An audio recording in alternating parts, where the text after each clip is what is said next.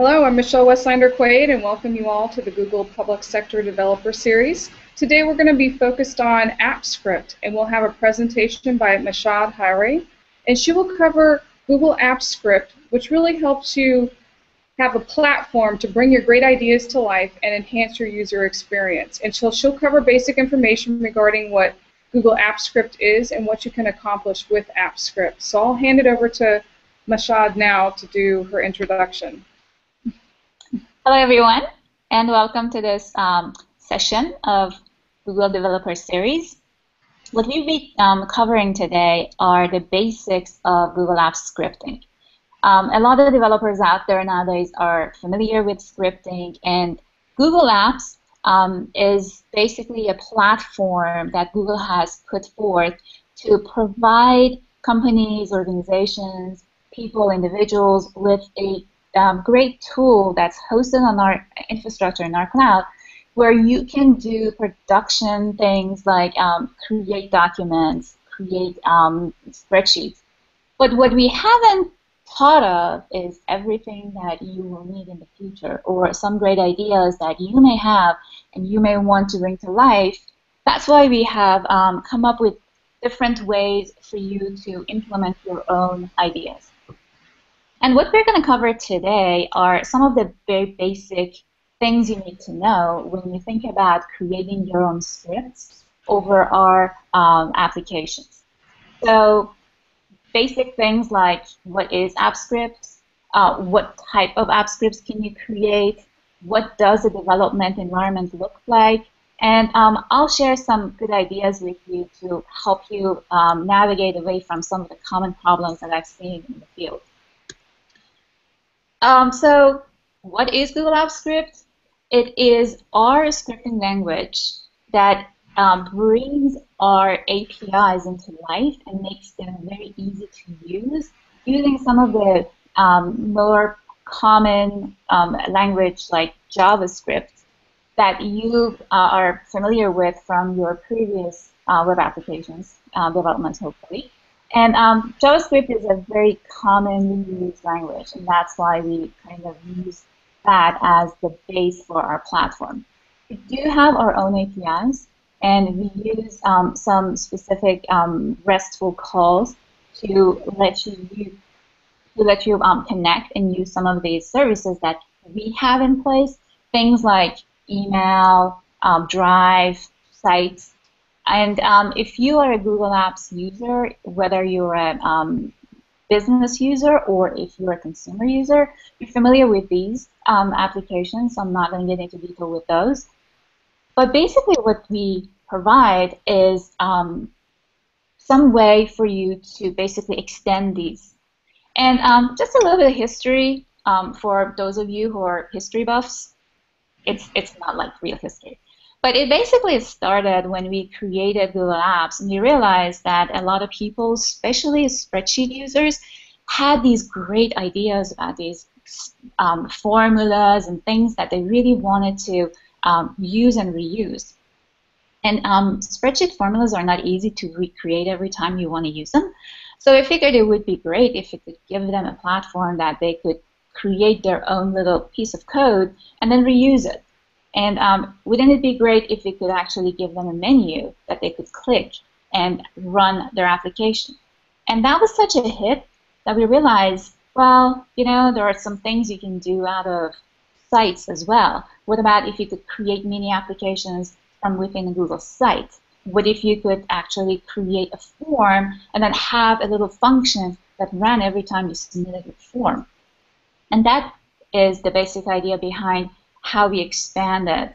And this little diagram that I have here shows some improvements that have been made to make AppScript a better tool for development.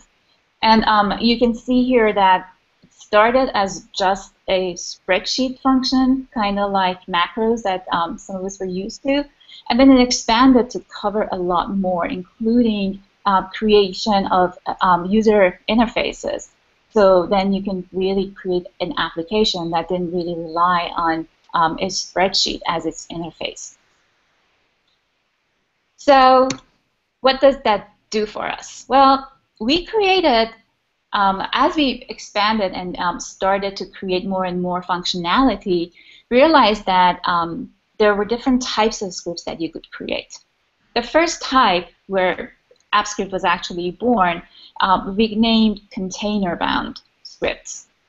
These scripts are created within one of our containers. A container would be a doc, a form, a site, a sheet. And you actually access and run the script from a container. That means that your script is now bound to this container. So if you want to share your script, you will have to share that the entire spreadsheet. You can't just share the script itself. That is a little bit limiting, I agree. So with these, though, you can create and expand functionality from within the containers. For example, you can create a menu within a document or a spreadsheet. If you're a financial buff, maybe what you want to do is to create a really complex formula that does something really great. And our engineers haven't thought about that. So you could create your own menu and create a submenu that allows you to run that function every time you want to run that great formula and calculate something amazing. What you can do is add these to spreadsheets, as I mentioned, forms, documents, and sites. And all of these you can access your tool using the tools. I think it was the previous one. Yeah, using tools, you can connect to your script editor. And I get more into detail with what the editor looks like. But another thing you can do with spreadsheets is creating formulas that then you can just call out from within the spreadsheet, just like you call out formulas that are already provided to you by Google. These are the way, you add the equal sign and then add your formula. These work the same way. So this function that I have as an example here is where you convert inches to millimeters. And it works exactly like those native functionalities that we have, the functions like sum of something, average and all that. So this way you can create your own formulas and then run them. The other type of script that we realized were also very much needed were standalone. Because let's say you create this great function, this awesome formula, and you want to be able to share this idea with other people. Maybe you want to bring other people in and have them contribute and work with you on the script that you're creating. That's where the standalone script became a real great way of doing that, because you can basically create scripts just like another document or another project within Google Drive. And when you do that, you can then, just like a document, share the script, allow other people to contribute and work with you on the script. There is a caveat. For these things to work, you actually have to connect to the AppScript application. And it's really simple. I did say caveat, but it's simple. You basically go to your Drive, and if you click on Create, you can see that script is not one of your options. But in the very last, you see Connect to more apps. Click that. It will open this window for you, and you can look for AppScript because there are a few applications here that you can run into and install. Once you do that, it will install the application for you, and then next time you go and click on that Create button, you have a script option. When you click that, it will open the script editor for you. Now, you create these standalone applications or scripts, then what can you do with them? Well, you can do several things with them. You can use them as libraries, or you can create web applications with them. A couple of caveats with web applications. It's no surprise you need to have a user interface. Obviously, every application needs a user interface. And for that, we have HTML services and UI services. Now, if you're a web developer, you're very familiar with HTML. And our UI services are very simple to use. They use the basic ideas from HTML, and then you can create your own UI.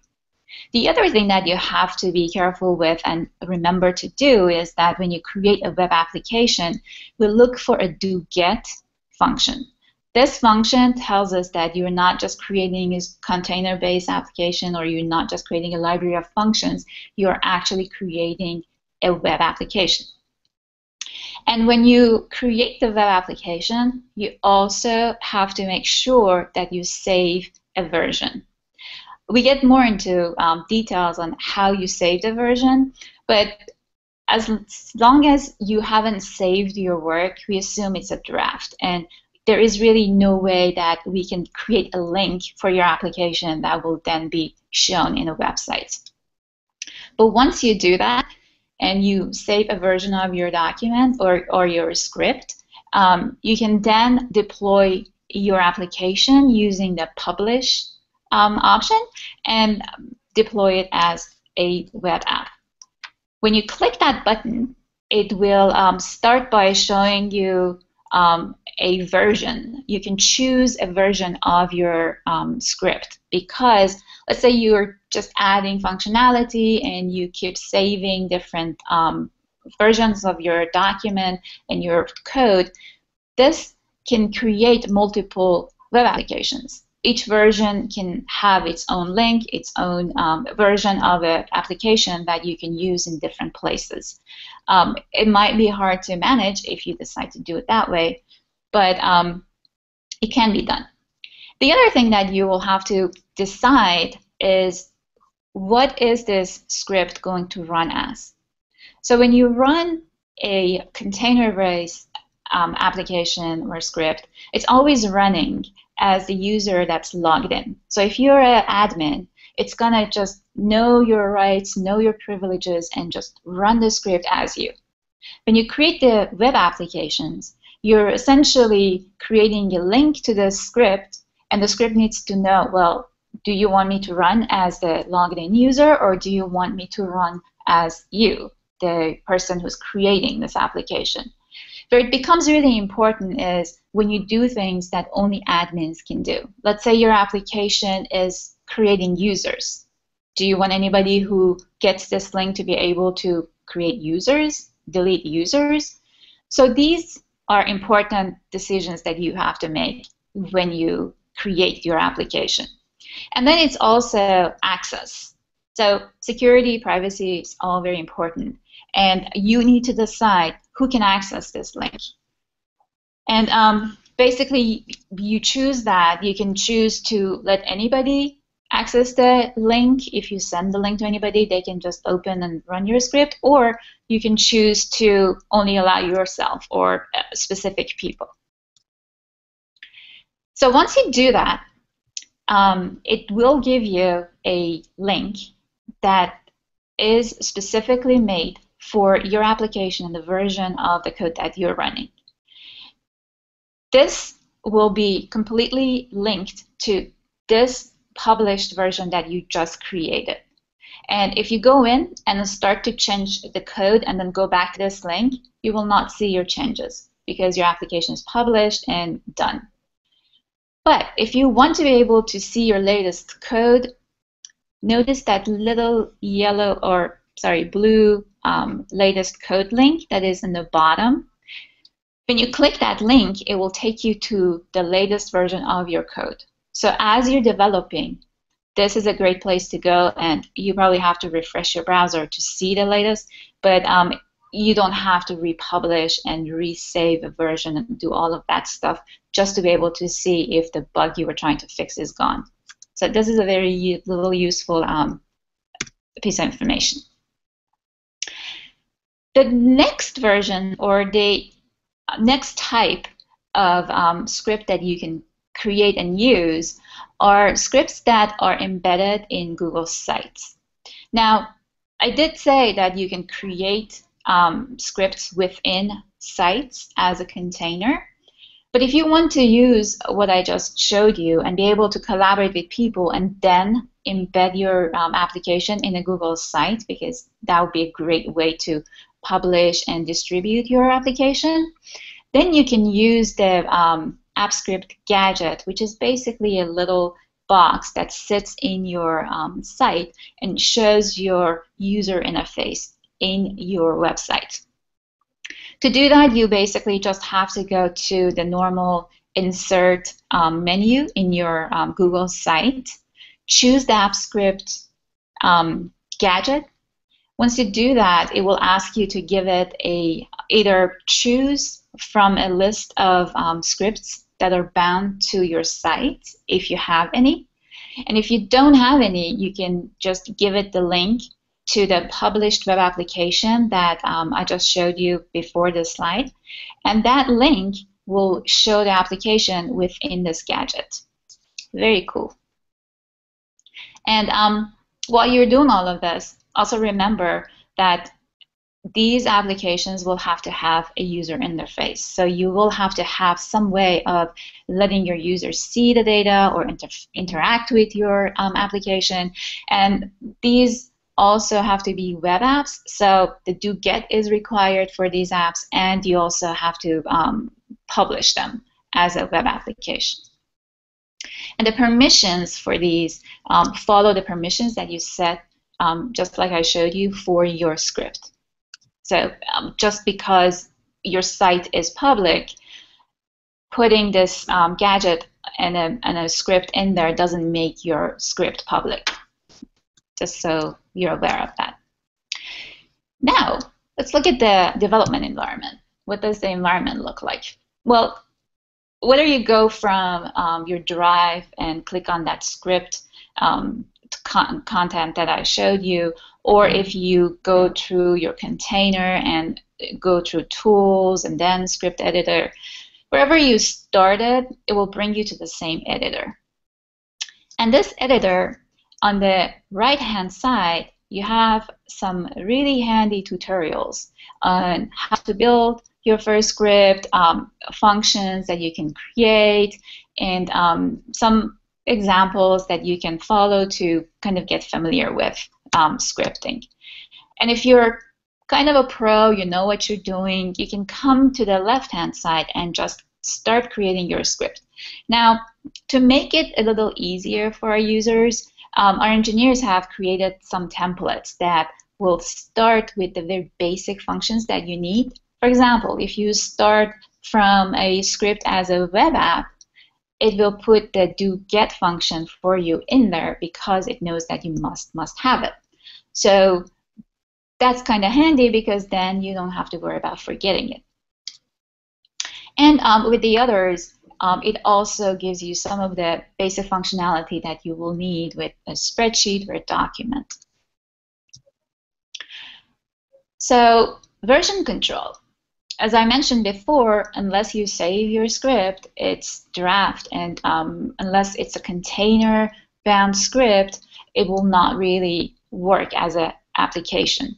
So you always have to save a version of your script, and it's really good practice. As coders, you know that sometimes you do something, it's great, and then you go in there and you get creative and you mess up everything. So once you have these versions saved, you can always retrieve back, and it's easier. But you can also, so to get to the version control, you go to File and then Version, Manage Versions. And it's not experimental anymore. This is an older screenshot. But once you get to your Manage Versions, what you can do is you can create a version and give it a description. A description is really helpful because you can see that I kept saving these versions without really describing them, and now when I look at them, I really don't know what each version did. So this is bad practice. What you want to do is describe what is the version about. Did you add functionality? Did you delete something? Did you update something? And that will show up in the description area of your code or your revision, and that will help you later when you go back and you try to manage these versions. So once you save a version, you can't update it. You can delete these versions, but they are basically just there to stay. They're snapshots of your code. You can't update them. And just as I mentioned before, these versions, you have to save a version if you want to use your code as a web app or a library. Now, when you save your project or when you start a project, one of the things that you can see here, and these are for standalones, you can see that your project has properties, right? These project properties are attached to your project, right? They stay with your project and they follow the project through unless you delete it or change these properties. And there are three types of project properties. One is info. This information is mostly not editable by you because sure, you can describe your project and you can give it a name and maybe you can change the name, but the last modified date is basically kept by the system. And the most important thing here is the project key. This is the unique identifier in the Google environment for your specific project. Every time you want to refer to your project, when we want to keep track of it, we look at this key. So it's a really important key. The other parts of the project properties are user properties and project properties. These are key value pairs that you can add to save information in. The project properties are attached to the project as a whole. So if you share this project with a coworker of yours, they will see the project properties. The user properties are unique to the user, the logged in user that's interfacing with the script. So the user properties don't follow the project, they follow the user. And the separation is there because in case you want to save the stuff, and the project properties are also a way for you to save information. It's kind of like a small database, if you will, for your script that you can use to save some key information if you want to have values, properties that will be used with your calculations and things like that. And remember I said that key, the project key is really important. It's also really important because you can use your script as a library. How great is reusing? We all love reusing, right? So you can create a project of some functionality that you think you will reuse and reuse with different things. Maybe you have some way of reading a script, a spreadsheet, and then adding all the values and then calculating some stuff, and you want to use that for a monthly report. You can create a library of some of the functionality you created, and then using the project key, register that as a library for other scripts that you're going to be creating. To get to the library section of your project, you will go to Resources and Libraries, and then here you can see that you can enter some information, and one of these, or multiple of these actually, are editable by you. Or I should say, so the version, you can choose a version of the library that you want to use. Maybe you have several different versions of a script and you change things slightly. You can choose with what version of the code is going to be called out when you use the library in this specific script. You also have an identifier. This is how the autocomplete is going to identify your library. So if you put calculations here, you can always call out these formulas and these functions by putting calculations dot, and your script editor will recognize the library and bring up the functions that are available. We all love autocomplete, right? And the other thing that you see here is developer mode. So sometimes if the library belongs to you, you may want to be able to see the code and interact with it and step through it and maybe see the latest version of the code, not just the version that's saved. So for those functionalities, you can turn on the developer mode and interact with your library code in a more intimate way.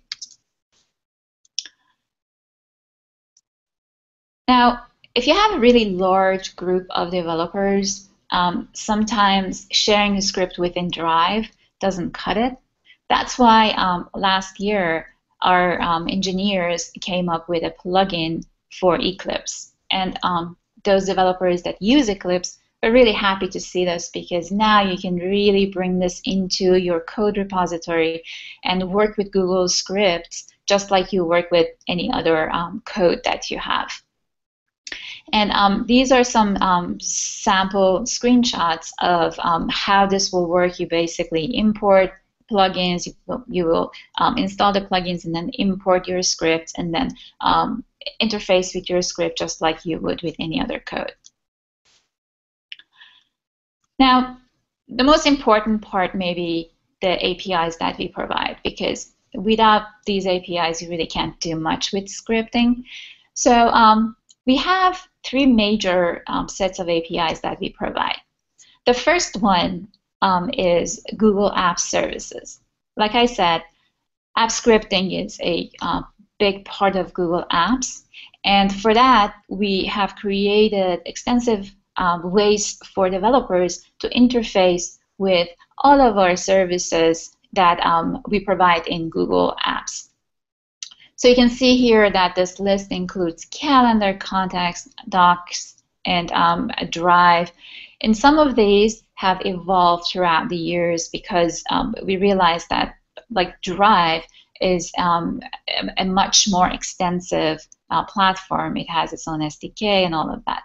So some of these also have other APIs, more capable APIs that you can really code with using Java and other platforms. But these are calls, like RESTful calls that you can make to Google services to interface with these and maybe create a document, see all of your Drive folders and files and create files and do stuff like that.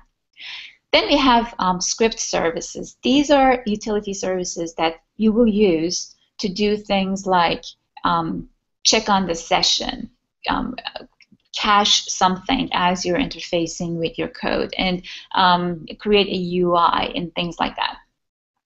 And in the most left-hand side, you see advanced Google services.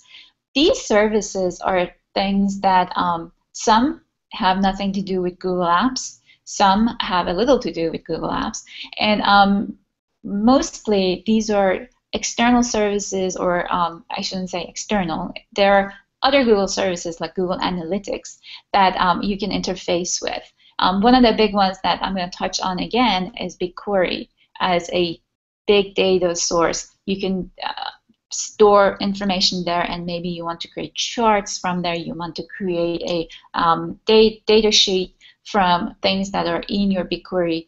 This is a great tool to do that.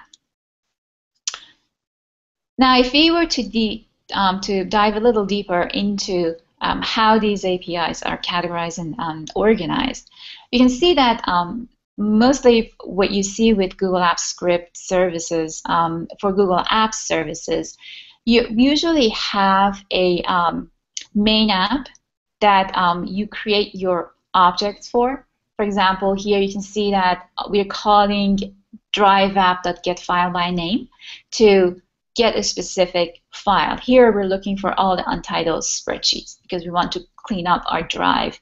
I don't know how many of these you have. I have hundreds of untitled spreadsheets, and majority of them are just mistakes I've made. So what this script does is it looks for those and then looks to see if they've changed, when were they last updated. If they haven't been updated in the past 7 days, they can go and move them to trash. Now you may want to extend this to 30 days if you're a little conservative, but the point here is that you create a file using the Drive app, and then you go through and kind of iterate through the files and check on the last updated using these functionalities that are easily accessible and available to you from this, and move them to trash. There are also things that have set values, and you can see here that permissions and access, these are basically set, and we give you a set number of things you can expect from access. For example, anyone with link, the entire domain, or it's private. So these are the things that you see from Google Apps itself when you go to share, document, or do things like that. And then we expose them through these services, so you can create your own application and do the same kind of thing. The other thing I mentioned were the utility services. This is an example of one, the base class. Here you can see that I am looking for the email of the active user in the specific session. I also have logger. Logger is how I can create my little debug or whatever, like the text, or put the email of this person in a log and then look at it and see if it's returning the correct value for me. So the other things you can do here are also classes that will allow you to create a menu, for instance.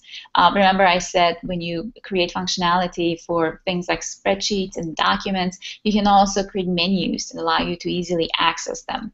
This is the class that provides that. These are basic functionalities that are very common, right? And then also we have enumerations that allow you to, for example, close a button, or to create a close or OK or cancel buttons. These are commonly used buttons that we allow you to create an example for. The advanced Google services are really interesting, in my opinion, because they are expansions of what you can do to bring other externally available Google services that will enhance what you can do from within your Google Apps environment. One that is really, really useful are the admin directory and admin reports. If you have been working with Google Apps for a while, you know that it's really important to be able to create reports of usage and logins and things like that. And here, those APIs are provided and created. But with these advanced services, there's an extra step you will have to take, because we wanted to make sure that we connect you the correct way to the applications and the APIs that you're trying to access. So again, from the resources menu on your script editor, you will have to go to Advanced Google Services. Once you click that link, it will open this window for you. And in this window, you see these advanced services are basically listed for you. What you will have to do then is choose which advanced service you want to use and click them on from off to on. And the step you shouldn't forget is to click on this blue link in the bottom that says Google Developer Console, and go to the console and turn these on in the Developer Console as well, because these are, again, externally hosted APIs, and what we are creating for you in the backend is a console application or project that will then link these things to you. Why do we have to do that? Because not everything in this list is free. So if you notice, there are quotas that are free here, but if your application uses more than the free quotas, then you will have to enable billing. Then you will have to have a way for this additions to be paid for. So that's basically why we do this. There is and after this, it'll work fine. You will enjoy a whole slew of different admin capabilities and reporting and all of that. Now, if you're developing applications this day and age, you know that there are very few people that pass around credentials anymore. It's dangerous. It's not recommended. OAuth is a very good way for applications to gain access to services. And it's kind of like a valet key for your car. If you give your car to a valet, you probably don't want them to be able to snoop around and look at your dashboard and look at the trunk. So these valet keys only turn the car on and off, so the valet person can park your car and bring it back to you. OAuth works the same way. It limits the scope of what an application can do. And you probably have seen applications that when you try to install them, especially on our mobile devices, they'll tell you that this application will try to access your email. It will try to connect and read your contacts. And sometimes it's too much. I have said no to some of them because I don't know. I don't want this application to do all of that. So OAuth is a way for you to limit the scope of what your application is doing, and you will basically set the scope up. You'll have to have the consumer and secret keys and basically have a trust relationship with the application you're trying to connect to. For Google Apps, these are provided in your admin console. For other applications, you will have to connect and get the information. But basically, this is how you will establish the authentication between your application and other external applications or some internal. Now, I promised that I will give you some tips, so let's get to some of those. When you create a script, you must authorize the script to run. Why? Because let's say I create a script and I share it with you and I say, hey, John, this is great. Go use this script in your environment. And you ask me, well, Mashad, what does this script do? Oh, nothing. It'll just create a spreadsheet of all of your data for you from your drive. Well, one way is to look at the code. The other way is just to, trust me. So when you try to make a copy and run this, we ask you to authorize this script to run against your account. And when you do the authorization, it comes up and it tells you what this application is trying to access. You can see here that the application is telling me that this wants to send email as me and view and manage spreadsheets. Well, if this is what I told John the application is going to do, great. But if I never told him that I'm going to send emails on his behalf, he may not want to accept this. So that's why for new scripts, we always want you to authorize the script.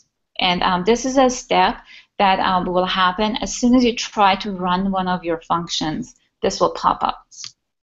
But if you haven't done it, it will create some headache for you. The other thing that's important are events and triggers.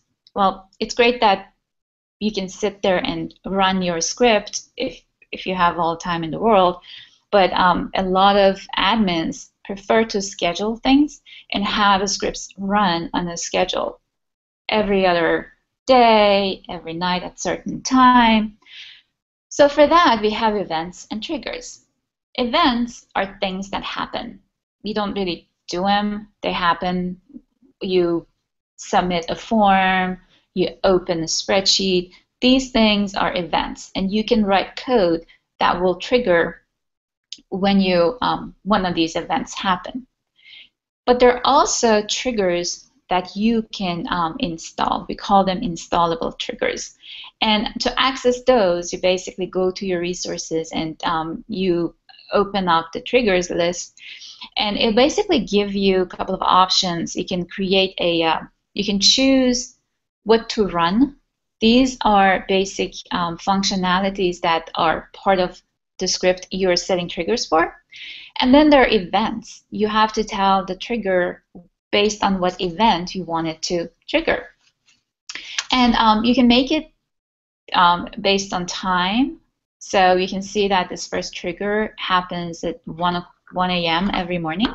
Or you can set it up to happen when you open a spreadsheet or do other things. Very handy. Now, we talk about scripts, but a lot of times your scripts need to be able to function and work against a set of data, right? So there's several ways you can store data for your app scripts. One is, an obvious way, is Google Spreadsheets. And with new Google Spreadsheets, we lifted a lot of the limits that were there. So, like, for example, we used to have a 400,000 cell limit for our spreadsheets. That was lifted, and now I think it's about 2 million cells. That being said, you have to be careful when you put that many records in a spreadsheet, because it will take some time for the spreadsheet to load and come up. And if you're time sensitive and you want your application to run real quick, that may not be the best way for your data storage. The other available storage is the project properties. Again, I showed you how you can store value key pairs in the project properties. But project properties also is not a database. It's a limited space, about 500K per project, and each property value that you store can't exceed 9K. So it's really not for large amounts of data. It's for data that you need quickly and you want to transfer with your script. So maybe you put some dimensions for your user interfaces and things like that, but it's not really for large amounts of data. The good news is that we have a JDBC API that allows you to connect to some of the more commonly used databases: Oracle, SQL, MySQL, and Google also has the SQL Cloud SQL that allows you to basically store structured data in our infrastructure on the cloud. And it's very similar to MySQL, but hosted by us. The other thing that I think I also mentioned quickly was BigQuery. BigQuery is our big data storage solution. So if you have a lot of data that you need to store somewhere, and then you need to access this data and display it on a dashboard, everybody loves dashboards. So you basically can create a script that reaches back into your BigQuery, grabs information, and displays it. You can also save information into BigQuery. You can create menu options on a spreadsheet that hits your BigQuery storage and grabs information from there. So it's a very, very handy tool if you're dealing with a lot of data. Now, with everything I told you, I'm sure you guys are going to go after and create wonderful scripts. And some people really like to share what they've created. And if you go to Chrome Web Store, you see a lot of those ideas are already out there. If you wanted to put your idea out, you could also register your script with Chrome Web Store. There is a process that you will have to go through, and once you do that, you'll be able to provide access to your script to thousands and thousands of users that have access to Chrome Web Store. You can always update or depublish. It's depublish, I don't know if that's a word, but you can deregister and remove your script from the web store. So that's one way. Another way that used to be for our old spreadsheets was the script gallery.